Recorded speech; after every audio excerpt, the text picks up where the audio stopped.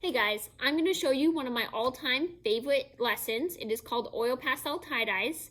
I actually taught this lesson for my job interview at this school, and I credit it to helping me get this job. That's because it's a pretty simple process, but it always yields great results, and there's a lot about the color wheel that you can teach through this project. It's just a one-day project, so it fills in any gaps in your schedules or before holidays, and it doesn't take a lot of supplies. There's not much setup, not much background knowledge. You can just go straight into it. So these are some examples that I've collected throughout the times I've done it.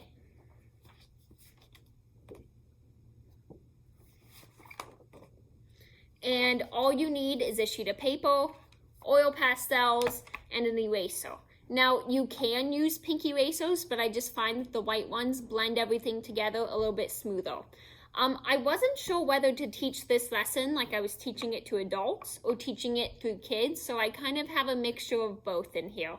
The first thing you do is write your name on your paper, because students get excited at the end and they forget to do it, and then you flip it over.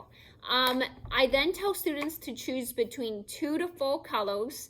I limit them at 4 as the maximum, because anything more than that and you start to lose your pattern. And also, the more colors you have, the more chance of them mixing together and creating a brownish, grayish color, and students aren't very excited when that happens.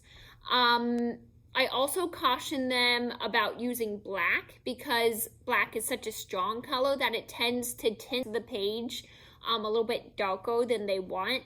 And so I just say use it at your own risk. At this point, I talk about analogous colors.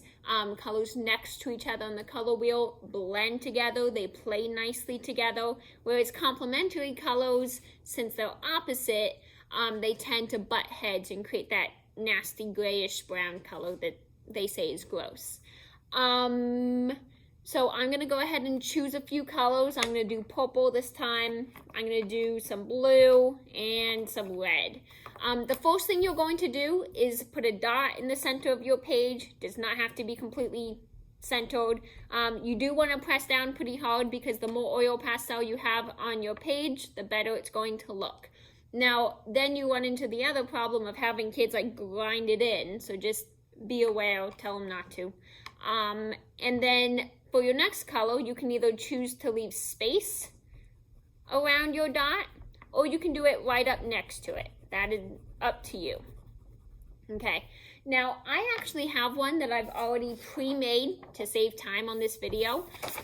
So you're going to go all the way around the outside of your paper, okay? And then when you run out of room on this edge and this edge, students get confused whether to keep going. But I say yes, because the corners filled in tend to look better. So I just tell them to do curvy lines, like smiley, old, frowny faces. And then you are ready to begin blending it all together, or erasing it, pretty much, is what you're doing. So you put your eraser in the middle of your page, and then you press down pretty hard. For kids, I tell them to stand up so they get more power when they do this.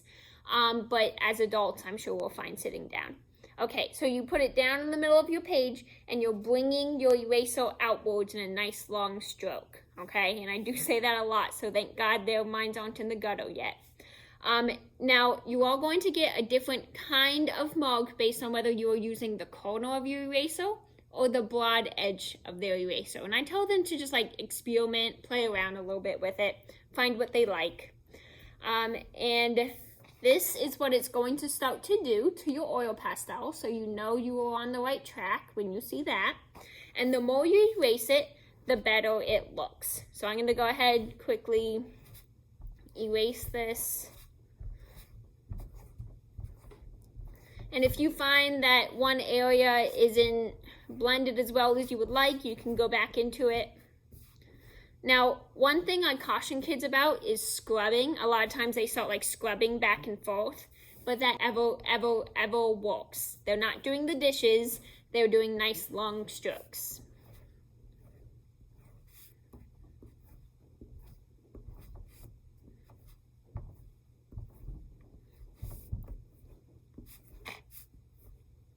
Okay, now that it's all basically smeared, you can decide whether you want to go back into it again and fill in this center part where it got a little bit too wiped off. And you can do that if you want. So I would bring the blue back where the blue was. I can put the purple back where the purple was and just fill in your hole.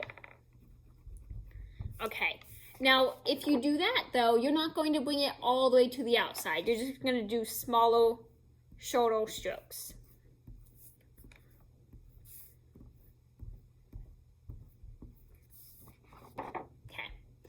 At this stage, you can choose whether to keep on erasing it out here to make it more tie-dye-esque, like this one, or you can be done.